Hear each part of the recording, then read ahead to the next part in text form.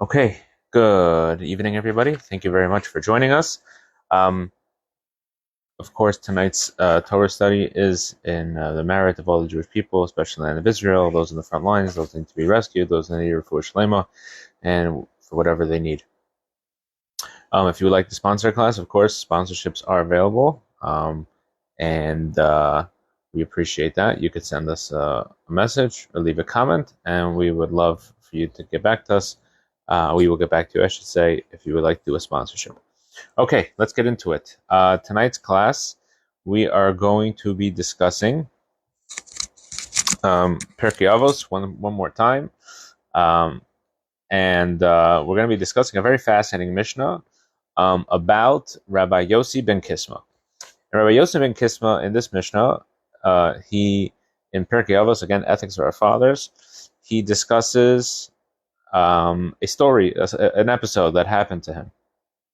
And he says one time he encounters somebody and he says, "Rabbi, where are you from?" And he says, "I am from a city of the great Torah scholars."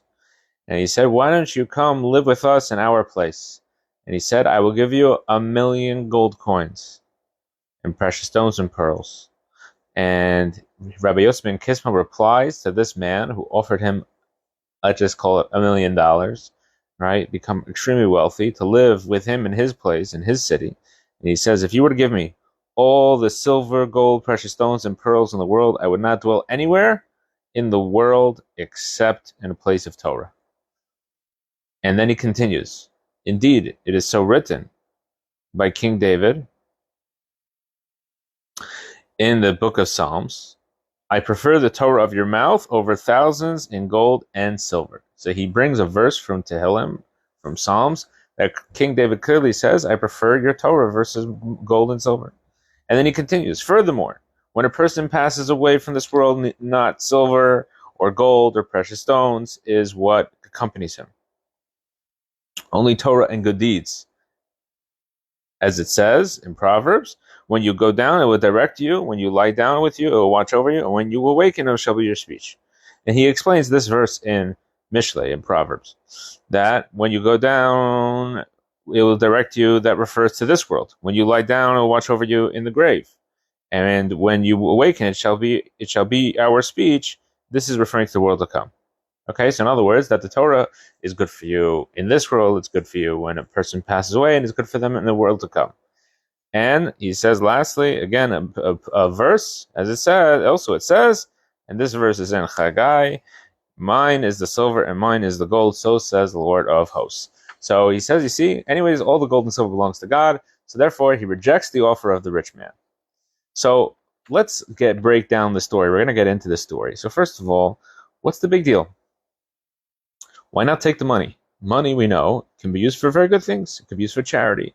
In fact, in the time of Rabbi Yosei ben Kisma, Torah scholars were in an extremely dire position.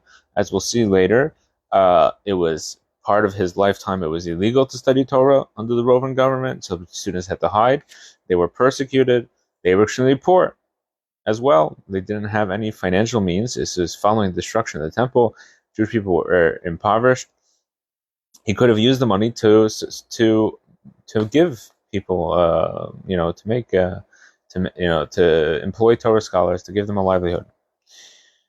In fact, we see later in this chapter, I believe this is chapter 6, chapter 6.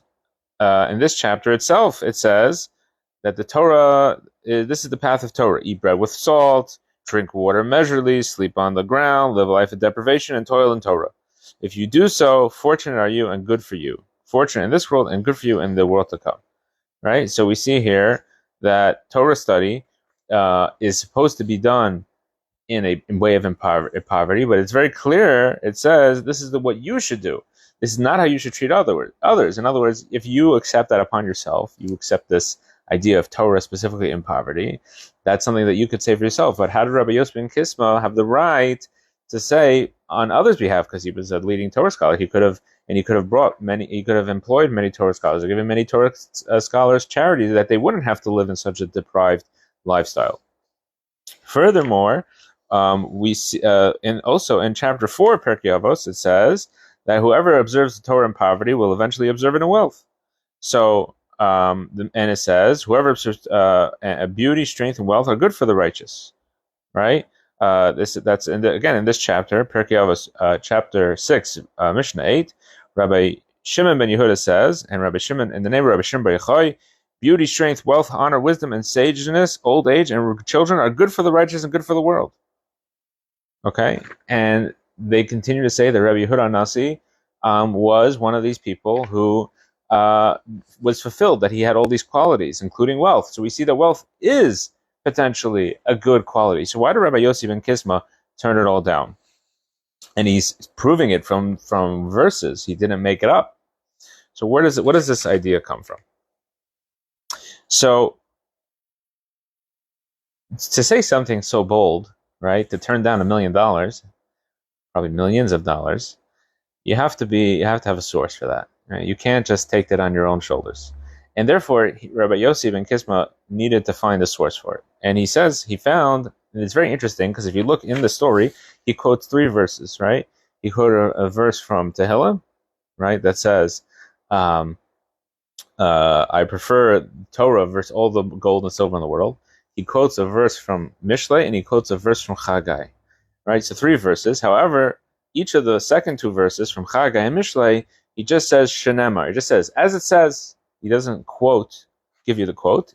It's up to you, the person who's studying the Mishnah, to find the quote yourself. Or if you have a more modern version of the Mishnah, they give you the footnotes and they tell you where it is, right? That's why I found it, right? But for the quote of King David in Psalms in Tehillim, he actually spells it out. I'll read it in the Hebrew. He says, here. And so too it says in the book of Tehillim that was written by King David, the king by David, the king of Israel. So very interesting. Why is he quoting? All of a sudden, he has to tell you the source. Why the other 2 verses, he's not worried you're going to find it. Psalms, he's worried you're not going to find the verse in Psalms. So here's the story. The truth is that King David was a specific that he's telling you about King David. He's not just finding a verse about it. What he's telling you is that King David actually was a wealthy person, right? He conquered lands, and when you conquer lands, you get taxes from these lands. He used this money, obviously, as the Torah tells us, a king should have too much money. So he was careful about that to make sure he only had enough. He's supposed to have enough money for his army, for his whatever governmental duties he has, but he's not supposed to amass wealth. But King David, in the end of the day, was in control of a tremendous amount of money. Nonetheless, and he used it for good things.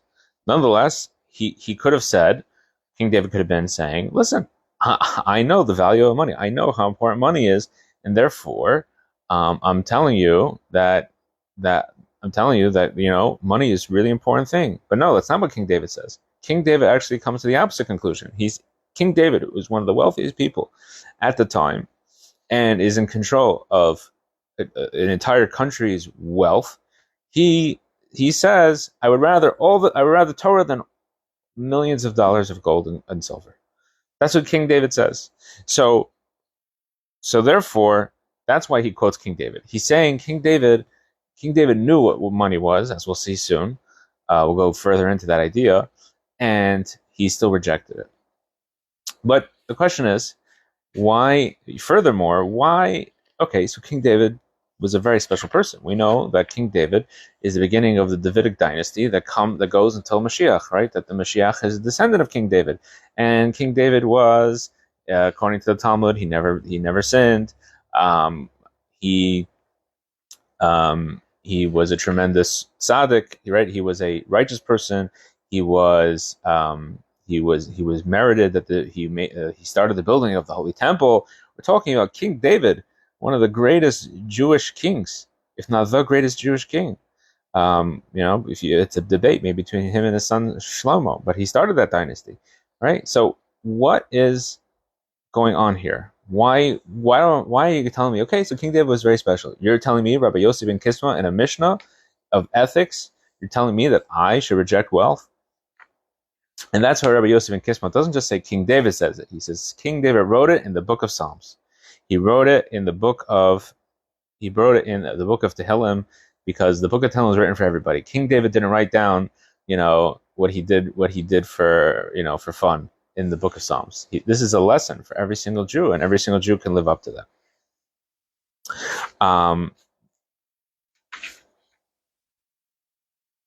Let's continue breaking down this idea.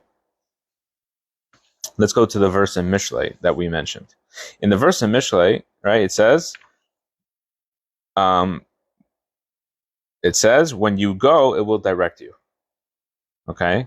So a person might think that the value of Torah study is only when it comes to the effect on the person, right? They might think, listen, if I study Torah, I'll be a better person. But it doesn't really have an effect on those around me, because Torah study is something very personal, right? You study it yourself. But here he's saying, no, actually, it affects your surroundings as well, because it says that when a person leaves this world, the only thing that accompanies him is Torah and good deeds. So we see here that Torah and good deeds are actually accompanying you, right? In a physical sense, that even though the person might have, when the person passes away, might have gold and silver, but what is actually accompanying them is the Torah and the good deeds.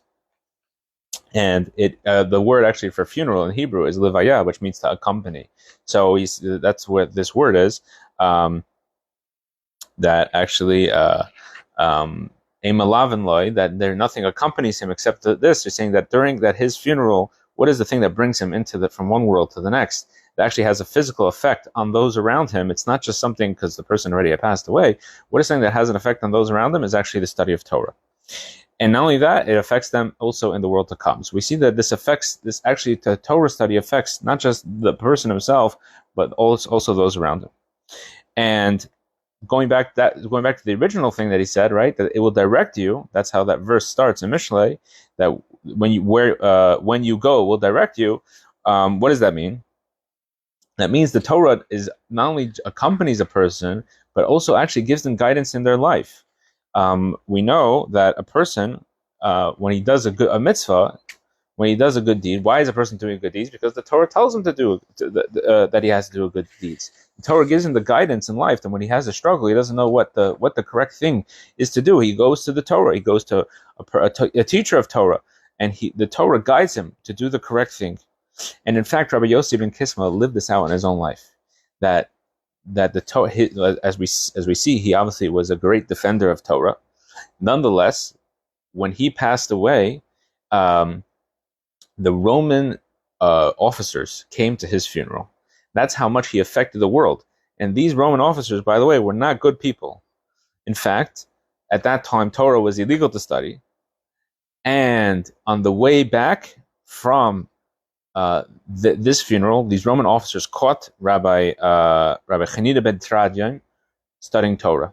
On the way back from this funeral itself, so we see that in a way that these people stayed, they stayed Romans, meaning they were the most lowest of the low. They stayed evil people, and they found Rabbi Chanina ben Tradian studying Torah, and they murdered him. And he's actually one of the 10 martyrs that we discuss in the Yom Kippur service, is Rabbi Chanina ben Tradian. And we see here that nonetheless, Rabbi Yosei ben Kisma affected these people. These people he affected so much. His Torah study affected them that they showed up to his funeral. That's how we see the effect of Torah study on the real world. We'll just say a quick story. There's a story in the Zohar about a rabbi named Rabbi Ava, who was Rabbi Ava was a student of the Talmud. By the way, if you'd like to learn more about the Zohar, we have our Tuesday class that we just did this past week. I believe it was Rabbi Yeshima Bar Yochai, the author of the Zohar. We discuss the authorship of the Zohar in this Tuesday's class. Shameless plug. And we are going to be discussing in the next bunch of weeks. We're going to be discussing the rabbis of who one of their main ideas was to transmit the words of Kabbalah. But that is for Tuesday. Everyone is welcome to join that. So this rabbi, he was very wealthy, and he at some point he made Aliyah. He went to Eretz Yisrael. He went to the land of Israel. He was a Babylonian rabbi, and he goes to the land of Israel, and he says, anybody who wants to study Torah, I will make you wealthy. And people came, but eventually his money ran out. And a student named Yosei, not the Rabbi Yosei of our Mishnah, this is many generations later, this student Yosei came and he said, I want to become rich. And he starts to study Torah, and there's no money. So he goes to his Rabbi Abba, and he says, where's my money? And he didn't know what to do. And but at the same time, he made the statement, but he thought that what would happen is students would come, they would get engaged in the study of Torah, they would see the value of Torah, and they would stop to they would realize that the study of Torah is valuable in and of its own. They don't need some prize. So he said, don't worry. He said, don't worry, I'm going to take care of it. One day, that day, a traveler comes in. Somebody walks into the study hall with a golden goblet, which was made of the most refined gold, which in Aramaic is called Pazi, or Hebrew called Pazi. And he says, I have 13 of these. My father gave me all this money, and I have no need for this goblet, but I don't know how to study Torah, and I want to make a partnership, which is a traditional thing going back to the children of Yaakov, of Jacob, right? The tribe of Yisachar and the tribe of Zevulun had this deal where Yisachar would study study, and Zevulun would support him. So we see this as an old Jewish tradition of if not everybody's physically able to study Torah, you support Torah scholars, and that way you have the merit of studying Torah. So he makes this deal with you. He says, "Oh, I have the perfect guy for you, this student Yosei," and in fact, he becomes a great scholar. And one day he wakes up and he realizes that the Torah study in and of its own should be inspiring him to continue his studies. So he says, am I going to now lose my portion in the world to come because I'm benefiting from this gold? And now Rabbi Abba is thrilled that finally it got through to him. And he says, okay, give your money to the poor and I will make you an even greater Torah scholar. And eventually he becomes known as Rabbi Yosei ben Pazi, which means the son of the gold. Right, based on this tradition, and his family becomes a great family of Torah scholars. So we see this idea of giving up money in order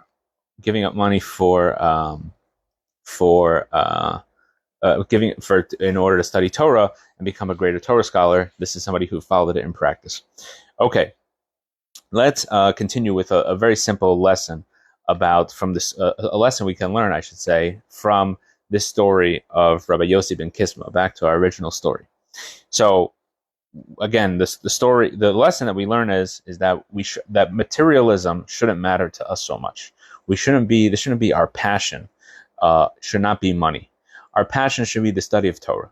And we see from Rabbi Yosei ben Kisma that he was somebody who was able to that just like King David, who was able to give over, who was able to give up, I should say, because he actually had money, right? That's like the joke, right? It's there's a joke of somebody who said they said to him, and it was in the Soviet Union, they said to him, if you had $1 million, $1 million rubles, would you give it all away, for communism? And he says, of course. They said, if you had a house, would you give for communism? He said, of course. He said, would you give away you had a car, would you give away for communism? He said, of course. And he said, what about your chicken? Would you give away your chicken for communism? And so you could be equal with everyone else? And he said, no way. I said, why not? He said, because I have a chicken. So we see that when you actually have something, it's very hard to give away such a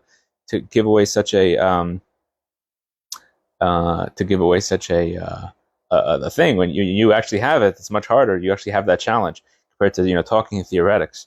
So in fact, there was once a Jew who came to the previous Lubavitch Rebbe and he said, "Why are you telling me what to do? You don't understand what it means, to the pleasures of this world. You have no idea. You're a rabbi. You sit, you study." But here is what we're saying: is that King David, that he gave us this power. Right, King David and Rabbi Yosei ben Kisma and all these previous generations of sages who actually had money or had opportunities. Rabbi Yosei ben Kisma had this opportunity to have millions of dollars, and nonetheless he gave it away. So we see that they were proven and tested. Um, and even though that we pray every day, we say in the morning prayers, one of the first prayers we say every day, we say, Al tavyeni lidei nisayon, please don't bring me to temptation. Nonetheless, when temptation strikes and a person is able to overcome it, we see how strong that idea is. And Rabbi Yosei ben Kisma, and by teaching us this Mishnah, teaching us about King David also, who had wealth and nonetheless spurned it in favor of studying Torah, we see how that they gave it to every single one of us through this teaching of the Mishnah, through what it says in Tehillim. They gave us this power that we could spurn, that we have the opportunity to overcome challenges, and even things that are a real challenge, not just a theoretical challenge. We have the opportunity and the ability to overcome it. And for Rabbi Yosei ben Kisma specifically, his challenge was, the question is, like, in a way, why didn't he, go to that place and make that place a place of Torah? But if you listen to the words of the Mishnah, that he says, I want you to come to our place, to live with us. In other words, to be on our terms. Or that was one way I heard an explanation. Another way I heard from the name Rabbi Moshe Kolarsky, who passed away about a month ago, one of the senior Chabad rabbis in New York. He said that they wanted him to be this rabbi who would study for them, right? That this rabbi would be, okay, he'll sit in the corner, and he'll be this person. Everyone, they could always say, look, we have a rabbi too, right? We also have that old man who sits, but that's not Judaism. So for him, the test was to give away millions of dollars, so he wouldn't be a prop for them. Now, when it comes to practice, so this is what we have to understand, that Torah study is an important part of our lives, and Torah study is an important and that we have the ability to overcome challenges, whether of wealth or other things, because we have these things given to us from our forefathers. And we'll just finish off with one story, kind of a I don't know, not exactly a story, the commentary brought in the Talmud in Tractate Yoma, that there are three people who come before the heavenly court, and they are each indicted based on a story in the Talmud. So let's get into it. So the first person is a person who's poor. So if they're going to ask him, this poor person, again, this is a theoretical story and a theoretical idea in the Talmud. So if a person is poor, and after 120 years they come up before the heavenly court and they ask him, why did you study Torah? He's going to say, no, I was too poor. I was so busy working, trying to make a living. I didn't have the opportunity to study Torah. They're going to say to him, were you as poor as Hillel? And Hillel, the story with Hillel is that he was so poor that at that time there was a fee to go into the study hall in the great study hall of Shmaya V'Avtalion, who were the leaders of the Jewish people. So Hillel would chop wood. He would sell a little bit of wood. He would make enough money, for his basic needs, and enough money to get a coin that he could get into the study hall, and that way he could study Torah. One time it was the winter, and in the month of Teves, and it was Friday afternoon, and it was very cold, and he tried to chop wood, and the wood was frozen. He couldn't do it. He tried collecting sticks. There were no sticks. It was buried in snow, and he decided that he didn't have enough money even to get into the study hall. So he climbed onto the skylight that would give a little bit of light into the room. He tried to listen to his teachers studying Torah, and he passed out. And the Talmud says that the next morning they found him covered. He was blocking the light, so they see a person is lying on the roof, on the skylight, and they found 3 cubits of snow on him. It's a little bit of the Talmud tells us whenever they use the number 3, it's a little bit of an exaggeration, but the point is he was covered in snow. They revived him, and we see that Hillel, even though that he was extremely poor, he found the way to study Torah. The next thing they're going to say, the next person says, they're going to ask him, did you study Torah? He said, no, I was too rich. I was so rich. I was busy managing all my assets. I never had the opportunity to study Torah. So they're going to say to him, were you as wealthy as Rabbi Elazar ben Charsum? So who is Rabbi Elazar ben Charsum? He was a sage who inherited from his father 10,000, I believe, cities and 1,000 ships. Okay, and nonetheless, what did he do for a living? He actually would just take like flour and a jug of water, and he would go from city to city so he could study Torah by whoever was the leading scholars of those areas. So he basically, just a wanderer, even though he was extremely, extremely wealthy. He nonetheless, he used the opportunity to study Torah. So Hillel incriminates the poor, and Rabbi Yosei and Rabbi Elazar ben Charsum incriminates the rich. And the last person they're going to say is who incriminates is Joseph. Joseph incriminates the wicked. Why? The wicked person comes and they're going to ask him, "Did you study Torah?" He's going to say, "No." "Why didn't you study Torah?" He said, "Listen, I was too handsome." That's what the Talmud says. He was so handsome. He was busy that he was overcome with temptation, and therefore he was so busy with his Yetzer Hara, with his evil inclination, and being tempted by sin, he never had the opportunity to study Torah. So they're going to say, "Were you as beautiful as Joseph?" Joseph was tempted by we know in the story in Bereshis that Joseph was tempted by the wife of his master, and very long story short, he rejects her, and because he knows that it's a sin, and nonetheless, Joseph teaches us and says that he rejects sin, and he instead follows God. So Joseph incriminates the wicked. So we see from here that these people, Rabbi Yosei ben Kisma, King David, Hillel, Rabbi Elazar ben Charsum, and Joseph, these people gave us the power to overcome challenges, that we have a challenge that maybe it seems overwhelming and seems that how can we overcome it? We see that there are people in history who have been much more challenged than we have, and nonetheless they overcame it. And they were able to study Torah and teach Torah and become an important legacy for the Jewish people. Thank you very much, everyone, for joining, and have a good Shabbos, and God willing, we will see you next week.